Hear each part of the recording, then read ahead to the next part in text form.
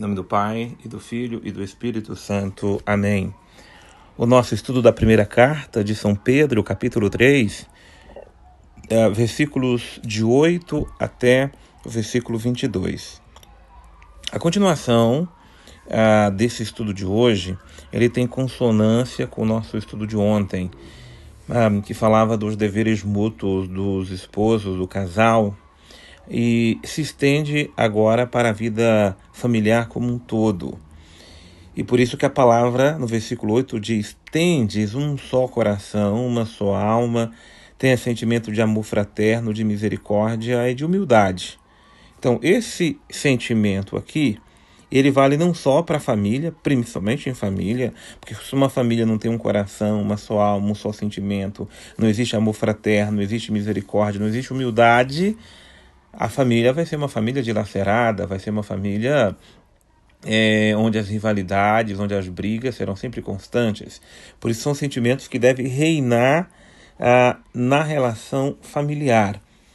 Sobretudo, as duas últimas virtudes, que é a misericórdia e a humildade. Então toda a forma de sentimento de orgulho, de soberba, de elevação, não deve prevalecer ou aparecer no sentimento de uma família. E se aparecer, precisa ser eliminado, combatido, de forma nenhuma cultivado. Como o amor de irmãos, o amor fraterno, o amor mútuo, o amor de um para com os outros. Agora, é óbvio que são sentimentos que precisam ser cultivados na família, para que sejam cultivados na convivência da comunidade, para que sejam cultivados na sociedade, para que sejam cultivados no mundo onde nós estamos. Aquilo que não se cultiva em família é difícil de se viver no mundo e na sociedade. Por isso, alguns elementos importantes. Não pagar o mal com o mal, nem injúria com injúria. Ao contrário, abençoar, pois foi para a bênção que fomos chamados, para sermos herdeiros da bênção. O que Deus e Cristo derramou em nós foi bênçãos, bênçãos sobre bênçãos. E se nós podemos dar algo para alguém, é a bênção. Aí eu preciso ir direto ao ponto. O que a palavra de Deus está condenando é todo e qualquer sentimento de vingança. Você talvez pode nem ser uma pessoa vingativa nos atos ou nas atitudes, mas muitas vezes desejamos que o mal aconteça com quem nos faz o mal. Não há ninguém que não tenha passado por essa vida, que não tenha sido prejudicado, que não tenha recebido mal de alguém. Não. O fato de estar vivos, nós estarmos vivos, de estarmos aqui, leva-nos a pessoas a se contraporem ao que pensamos, ao que sentimos, ao que vivemos, e em grau maior, em grau menor na vida, a gente possa ser que não queiramos compartilhar desses sentimentos, mas há pessoas que, de alguma forma, representem algo negativo para a nossa vida. Que resposta podemos dar para elas a não ser bênçãos? Bênçãos mesmo. Por isso a palavra de Deus ela precisa ser em nós hoje como uma... a palavra de Deus precisa agir em nós hoje uma precisão muito cirúrgica. E lá mesmo no nosso interior, e tirar de dentro de nós todo e qualquer sentimento de vingança que nós cultivamos. Porque são sentimentos que vão se guardando, que vão sendo alimentados. E pela oração, e pela força da palavra de Deus, nós vamos tirando isso de dentro de nós. Por maior que seja o mal que alguém tenha nos feito nessa vida, deseje bênção para ela. Suplique bênção ao seu coração e à sua vida. Nós só desfazemos o mal com o bem. Nós só implantamos o reino de Deus semeando o bem, semeando a bênção, semeando a graça. Nada de sentimento de vingança ou desejar que aquela justiceira seja feita, porque a única e verdadeira justiça é aquela que vem de Deus, Senhor de todas as coisas, que ilumina os corações muitas vezes obcecados pelo erro e pela ignorância. E aí, o versículo 10 nos diz: quem quiser amar a vida e ter vida feliz ou dias felizes na vida, tem algumas atitudes que são fundamentais. Primeiro, refreie sua própria língua do mal e não deixe seus lábios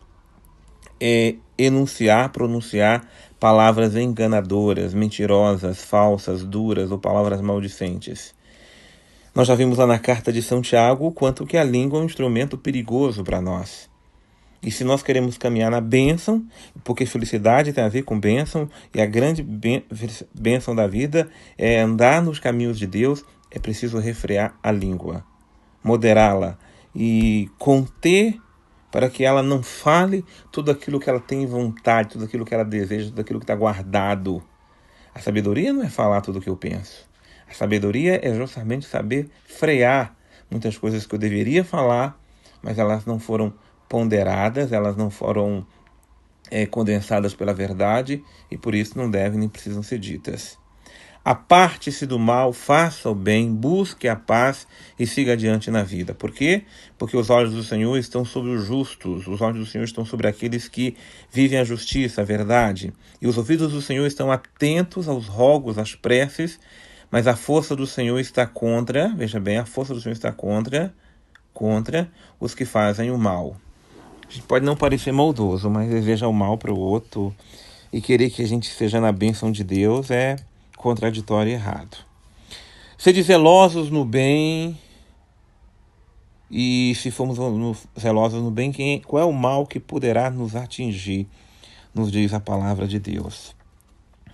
E aí São Pedro vai nos dizer no versículo 17, é melhor padecer, se Deus assim o quiser, é melhor sofrer, se Deus assim o permitir, por fazer o bem, do que sofrer por fazer o mal.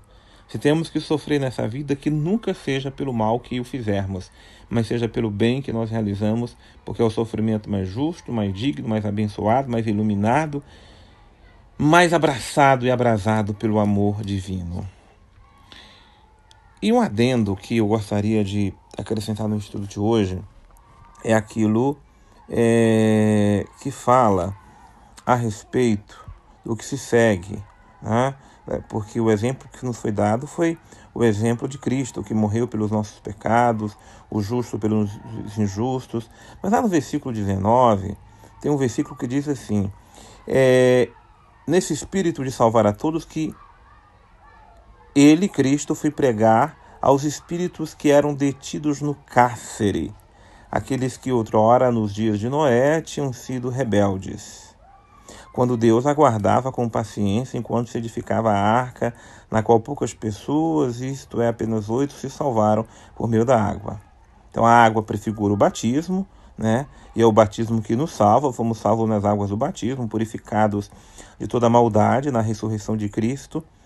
Mas no que consiste a descida de Cristo ao cárcere? Que cárcere é esse? Vejam, há uma visão mitológica lá no Antigo Testamento de que debaixo da terra estão as pessoas que não estão na glória de Deus, que não estão morando com Deus, ou os justos, que aguardam a libertação de Deus, ou que estão justos, ou ainda aqueles que não foram resgatados por Deus lá no Antigo Testamento. Aliás, o nome que se dá é Sheol, ou habitação dos mortos, que numa tradução significaria inferno. Mas veja bem, importante explicar isso aqui. Esse inferno, ou infernos, melhor dizendo, no plural infernos, não se refere ao inferno, condenação eterna, que nós cremos na nossa visão cristã. Não, esse infernos, Sheol, ele corresponde, na verdade, à mansão dos mortos, que é aquilo que nós professamos no credo. E ele desceu à mansão dos mortos, né, quando Cristo morreu, e no terceiro dia ressuscitou. O que é a mansão dos mortos? O que seria a mansão dos mortos? Tirando e purificando de uma visão muito mitológica. Primeiro, não seria debaixo da terra.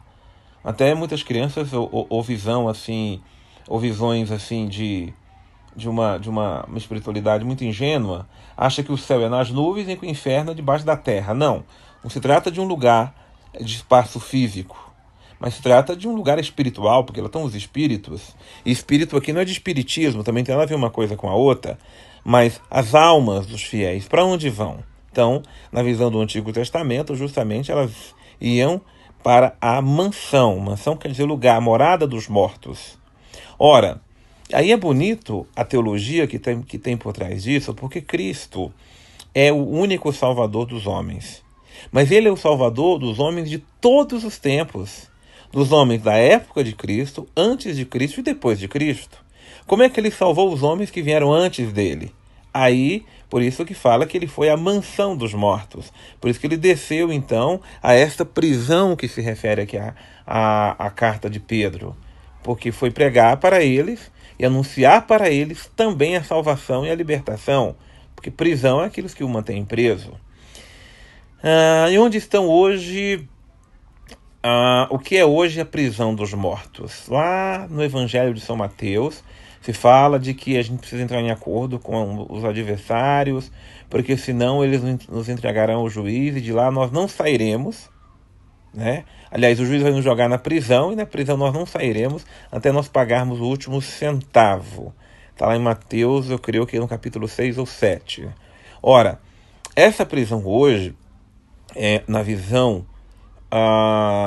do Novo Testamento, ou na visão dos padres da igreja, se refere ao purgatório, onde estão purgando, onde estão se libertando aquelas almas que não foram totalmente santificadas para irem para o céu, como não foram também as almas dos justos do Antigo Testamento. Então, eles estão purgando, por isso chamamos de purgatório.